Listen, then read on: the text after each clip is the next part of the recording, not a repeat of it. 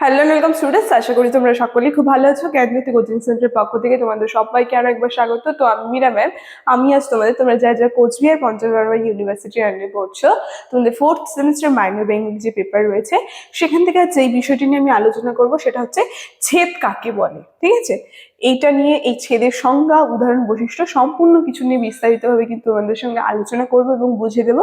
ক্লাসটা অবশ্যই শুরু থেকে শেষ অবধি তোমরা দেখার চেষ্টা করবে। ঠিক আছে, ক্লাসটি শুরু করার পূর্বে আগে খুবই একটা গুরুত্বপূর্ণ ইনফরমেশন তোমাদের জানিয়ে দিয়েছে। তোমরা যারা ভাবছো এই সেমিস্টার আমাদের সঙ্গে অনলাইন ক্লাস বা নোটসের জন্য যোগাযোগ করবে, তাদেরকে বলে দিই, নিচে দেখো দুটি নাম্বার দেওয়া আছে।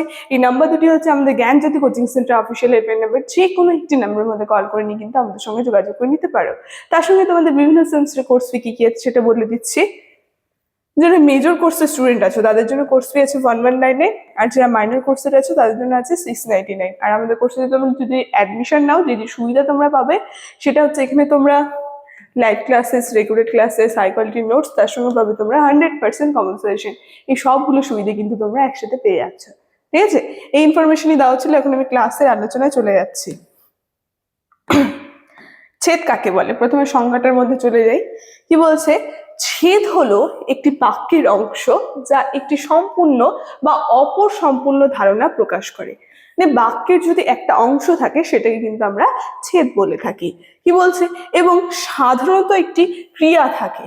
ছেদ সাধারণত দুই ধরনের হয়ে থাকে। তার সঙ্গে ছেদ যে আছে, ছেদ হচ্ছে বাক্যের একটা অংশ, আর এই ছেদকে দুই ভাগে বিভক্ত করা হয়ে থাকে। একটা হচ্ছে প্রধান ছেদ আর আরেকটি হচ্ছে অনুসারী ছেদ। ঠিক আছে, তারপর দেখো কি বলছে, এই যে ছেদ যে আছে, এই ছেদে সর্বদা একটি ক্রিয়া থাকে যা বাক্যের মূল কাজ বা ঘটনা প্রকাশ করে। তার সঙ্গে ছেদ আছে, এই ছেদ হচ্ছে বাক্যের একটা মূল অংশ, যেটা হচ্ছে বাক্যের যে মূল ঘটনা সেটাকে কিন্তু প্রকাশ করে থাকে এই ছেদ। তার সঙ্গে প্রধান ছেদ একটি সম্পূর্ণ অর্থ প্রদান করে। আর এই যে বললাম ছেদের যে দুটা প্রকার, একটা হচ্ছে প্রধান ছেদ আর একটা হচ্ছে অনুসারী ছেদ।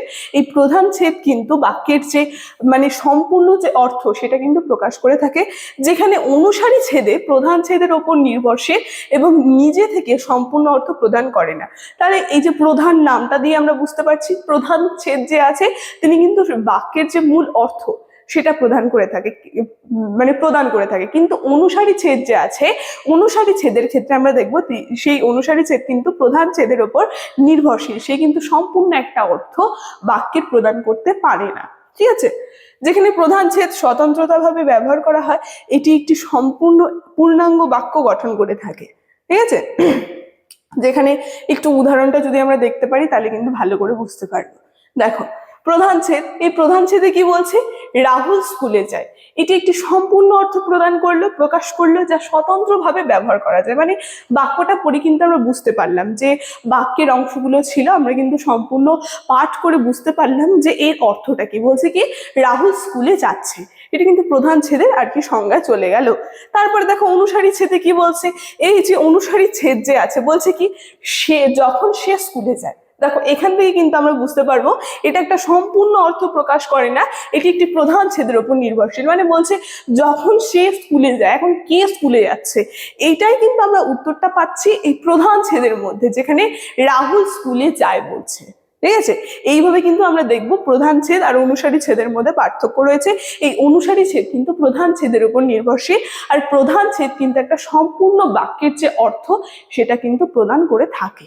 ঠিক আছে, যেখানে ছেদ ও বাক্যের গঠন ও অর্থকে সুস্পষ্টভাবে প্রকাশ করতে সাহায্য করে।